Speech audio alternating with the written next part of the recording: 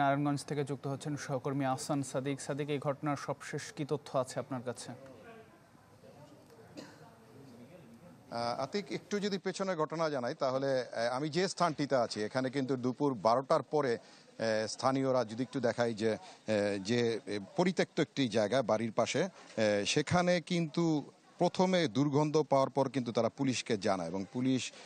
ঘটনাস্থলে এসে যে ইটের যে খোয়া রয়েছে সেটি একটি স্তূপ দেখে এবং সেটিকে সরানোর পরেই কিন্তু বস্তাবন্দি অবস্থায় লামিয়া এবং তার বোন স্বপ্না এবং সেই সাথে তার ছেলে ইয়াসিনের খণ্ড বিখণ্ড মরদেহ উদ্ধার করে। বিশ্বমানের থার্মিক্স রড, সালাম স্টিল থার্মিক্স, দেশের একমাত্র থার্মিক্স রড। এবং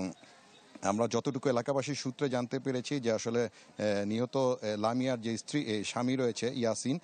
তার সাথে কিন্তু দীর্ঘদিন ধরে যে পারিবারিক কলহ সেটি তাদের চলে আসছিল এবং সেই সাথে ইয়াসিনের যে আসলে আদ্যপান্ত যতটুকু পুলিশ জানতে পেরেছে সে একজন মাদক ব্যবসায়ী এবং সেই সাথে মাদক সেবীও ছিল এবং তারা ধারণা করছে আসলে এই ঘটনার সাথে স্বামীর ইয়াসিনের জড়িত থাকাটি প্রাথমিক তদন্তে আসলে বের হয়ে আসছে এবং সেই সাথে আপনাকে যদি একটু দেখাই যে ঘটনাস্থল যেখান থেকে খণ্ড বিখণ্ড মরদেহ উদ্ধার করা হয়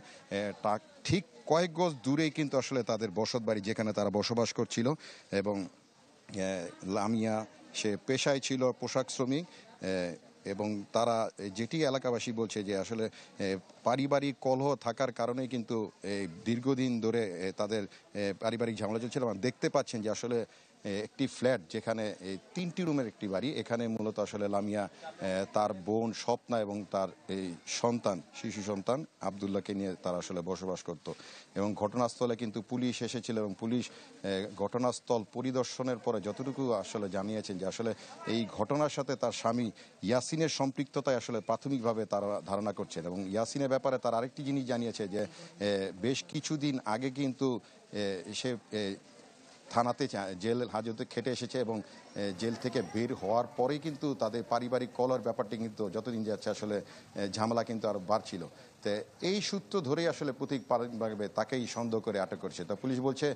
তাকে জিজ্ঞাসাবাদ করা হচ্ছে এবং জিজ্ঞাসাবাদ